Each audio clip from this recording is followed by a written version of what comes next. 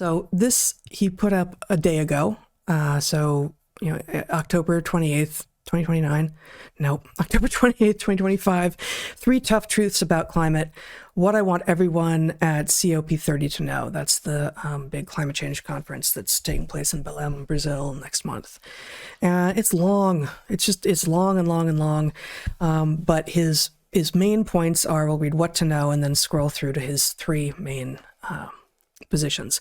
He says climate change is serious, but we've made great progress. We need to keep backing the breakthroughs that will help the world reach zero emissions, but we can't cut funding for health and development programs that help people stay resilient in the face of climate change. To do it, it's time to put human welfare at the center of our climate strategies, which includes reducing the green premium to zero and improving agriculture and health in poor countries.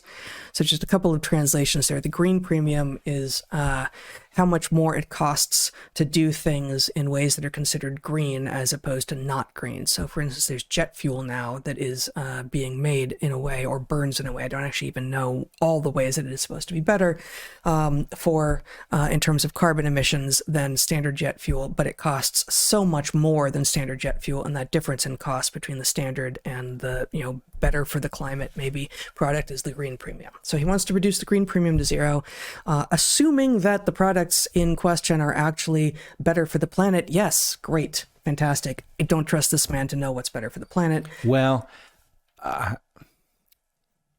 Bobby Kennedy has said, show me a polluter and I'll show you a subsidy, I think is the way he phrases it. And so the point is, it is inherently true for reasons of trade-offs that a fuel or any other technology that is more climate friendly will cost more to make. In other words, the market chooses the most economically efficient thing to produce. If you're choosing either, you don't need to do anything because the most economically efficient thing is the best for the climate, but in general it won't be. And so there will always be a premium. And the only way to neutralize that is to subsidize. Not inherently, because technological progress exists. Now, I am not a techno-optimist, as you know, and I do not think that we will solve all of our problems through advancements in human knowledge. There are some just impenetrable barriers, but some of the green premium exists because we have not yet discovered solutions that could exist without the cost that we are currently paying. Well, the only reason that I'm speaking in an unnuanced way is because, if I understood you correctly, he says reduce it to zero. So reduce it is something you can do through technological advancement. Yes. Reduce it to, in fact, technological enhancement will naturally go there because inefficiencies, a pollutant is an inefficiency in a production cycle. Yep. And, the media response to Bill Gates is, oh my God, he's changed his position on climate change. But even these top 3 bullet points that we just shared doesn't sound like much of a change. In fact, the second bullet point, but we can't cut funding for health and development programs that help people stay resilient in the face of climate change to do it. That sounds to me like he is admitting that this is a totally self-interested position, that he is seeing efforts to reduce carbon emissions as cutting into his efforts to get, all of Africa vaccinated against whatever his newest thing is. And you see in what he's written here throughout this, a focus on exactly what we have come to know that Bill Gates is focused on. Things, health and development, so-called health and so-called development in developing world nations, in which most of his solutions require, high-tech interventions, giving people solutions that require constant handouts in the form of, GMO seeds, for instance, and vaccines for everyone, including for the frickin' cows to reduce their farting. It's truly a remarkable set of solutions that he's got proposed here. But he says here, unlike what he has said in the past, there's a doomsday view of climate change that goes like this. In a few decades, cataclysmic climate change will decimate civilization. The evidence is all around us. Just look at all the heat waves and storms caused by rising global temperatures. Nothing matters more than limiting the rise in temperature. And then he says, fortunately for all of us, this view is wrong. Now, he sounded like those people in the past. So This sounds like a reversal, but I think it's just self-interested. And he's got 3 big points in this, and they're hard to find because this is a kind of ridiculously formatted document that he's got. One, climate change is a serious problem, but it will not be the end of civilization. Okay. We will, reasonable people will disagree as to, how serious the problem is and how you're defining climate change and whether or not carbon is the problem, how much of the change that we're seeing is anthropogenic, how much of it is due to Earth systems and larger solar system and galactic systems that we actually have nothing to do with.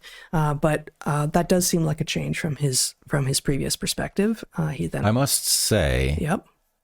As much as I think climate change is a scam, as it is currently delivered to us, far from our most important problem, delivered because of the solutions that it suggests are mandated.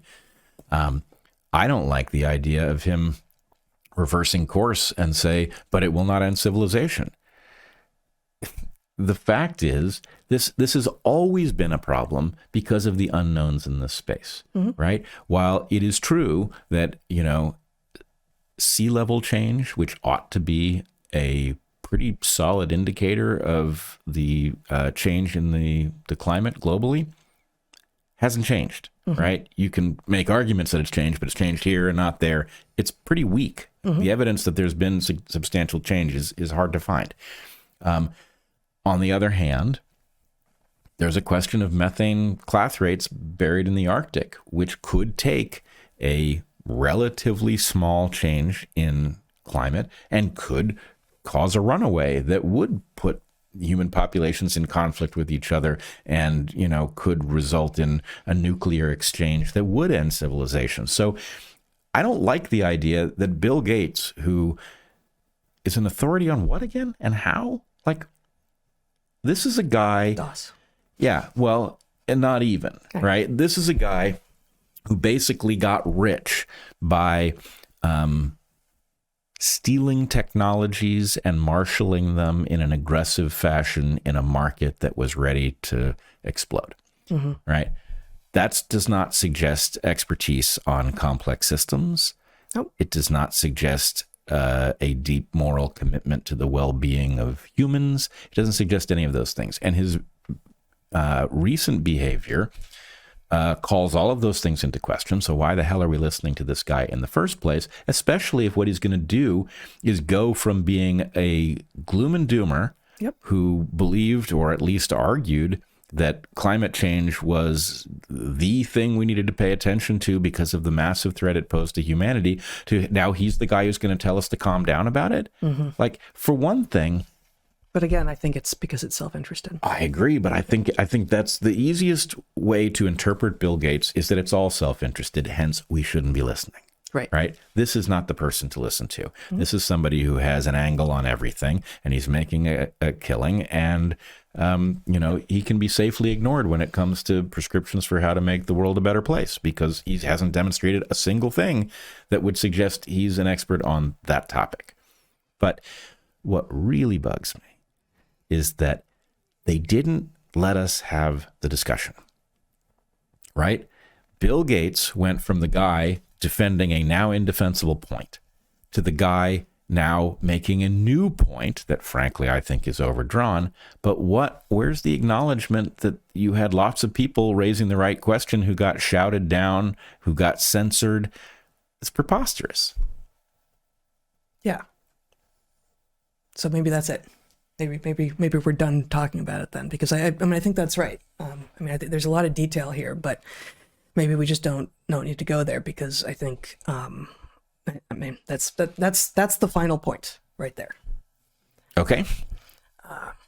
So I guess maybe I encourage you guys to go and take a look. There's a number of details that are interesting, but ultimately when we are told that there's a conclusion that we aren't allowed to disagree with, why aren't we allowed to disagree with it, but the people who are coming to the conclusions are allowed to change their minds? It's absurd. Yeah, and in fact, that thing needs some sort of a name so that we can label it. The hallmark of a dishonest conversation is that the powers that be can reverse course, but you're not allowed to have made the arguments that they will ultimately claim as their own without being accused of being a quack or dishonest or whatever it is that they say. And it's again and again and again. The acknowledgments are never, well, let me put it a different way. In order for the system to work, those who get stuff right have to have their credibility elevated, and those who get stuff wrong have to have their credibility downgraded. Now, a person can get a certain number of things right by accident, and so elevating their credibility does not make the world better, but a pattern of getting things right suggests insight. So in order for that insight to rise so that we get smarter over time, you can't take the people who were wrong and now make them right in the opposite direction because they are the people who know. If they knew and they got it wrong, now they're the people who don't know. I would say Bill Gates is now last in line to listen to on climate. If he was the guy making this alarmist point, and now all of the people who were saying, hey, actually there's a problem with the data, there are heat island effects that are causing us to see an elevation in temperature that's really about urbanization around weather stations or something like that, all those people should be ahead of Bill Gates. Well, but I mean, as you will see if you look at his ridiculous memo, I don't think he's actually changed his position about the seriousness. I think he's just trying to re-elevate his own pet projects, which is vaccinate the world and mess with agricultural systems. That he still is claiming, and what I was going to show, the various sectors that are contributing the most to carbon. We really have to focus on the carbon, and that's why you have to vaccinate the cows so they don't fart so much. And we have to, that's the easiest to mock of his would-be solutions. But each of his solutions, has several companies that are, on it, who are doing the tech development, who are going to solve the problems he wants to, the way he wants them solved. But, the solution to the fact that the energy sector is producing most of the carbon, he wants more wind. He wants more wind energy, which, what a scourge. Yeah. What an obvious and complete scourge. Has he never been in a landscape with these things? Right? So it doesn't seem to me that he's actually changed his tune. He's just written a screed that looks like he's changed his tune enough so that money can keep on being funneled into his even more diabolical projects, frankly. So what it really is then is it's portfolio-based epistemology, where he's organizing his belief structure around the positions he has taken in the market or the opportunities that he sees. And, he's reverse engineering a position about climate that is optimal relative to his investments. And again, obviously, somebody who does that is not somebody to listen to if you're trying to figure out whether the climate is being destabilized by people or whether or not pandemics are a big danger and how to control them. This is somebody trying to make a buck. Yeah, exactly. So, you can see it in the language that is mostly loosey-goosey, except when he comes up with particular numbers.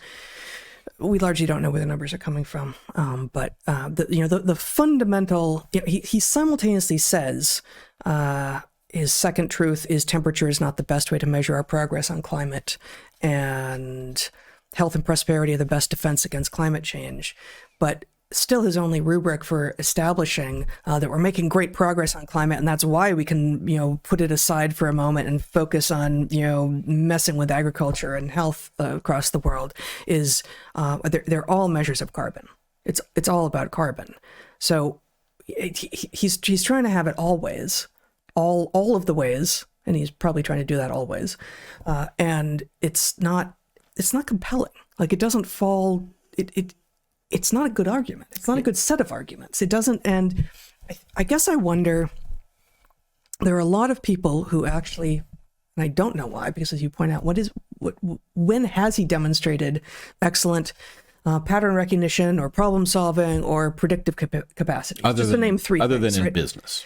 So given that he doesn't seem to have those capacities, why do a large swath of people listen to him, go to him, like jump when he has a new idea, or he says he has a new idea? Why are we all paying attention except for the fact that he is powerful? But many of the people who are listening to him, I think that they're listening to him because he's right, because he's good at this, because he has insight, as opposed to, no, you're being told about it because what he decides may affect your life. That doesn't mean that what he decides should be affecting your life. It's a very different thing. It is a very different thing, and you need to have a small amount of sophistication to spot that what is being peddled here is sort of designed for that slick publication, rather than to persuade anybody who has an analytical toolkit here. Because yes, truth, is that 3 or 2? 3. Truth 3. Health and prosperity are the best defense against climate change. What? That sounds, you know what that sounds like? Racism is the real pandemic. That's exactly what it sounds June like. 2020. George Floyd has died. What's the real pandemic? We've been locked down for months. Why are we locked down? Oh, it's not the virus. It's the racism. What? Health and prosperity are the best defense against climate change. Right.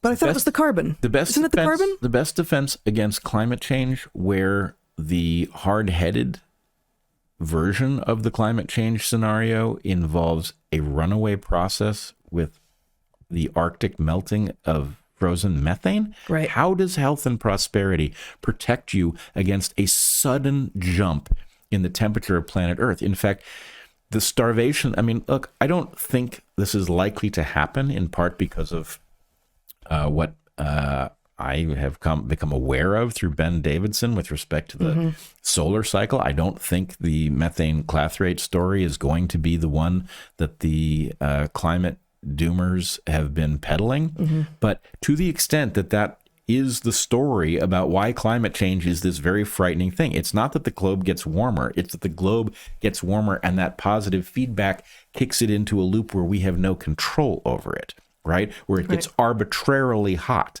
How does health and prosperity deal with the fact of every biome on Earth suddenly being radically altered by climate change? It doesn't. So you're telling us you didn't believe the original version, and that what you're saying now sounds like a cool platitude, but it doesn't add up with any sophisticated model about climate change. It makes no logical sense. Right.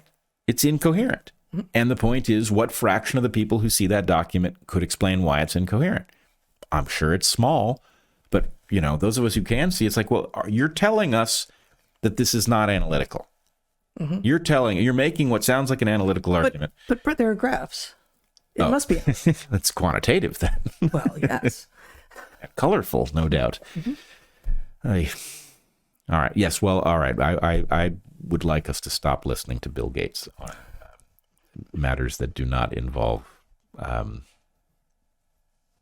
Microsoft technology. Place I would trust him in any regard to report anything useful. Yeah, he finishes his document actually by patting himself on the back. He's like, this reminds me of that moment when I really turned Microsoft around. And as if this is a similar moment. Okay. Yeah.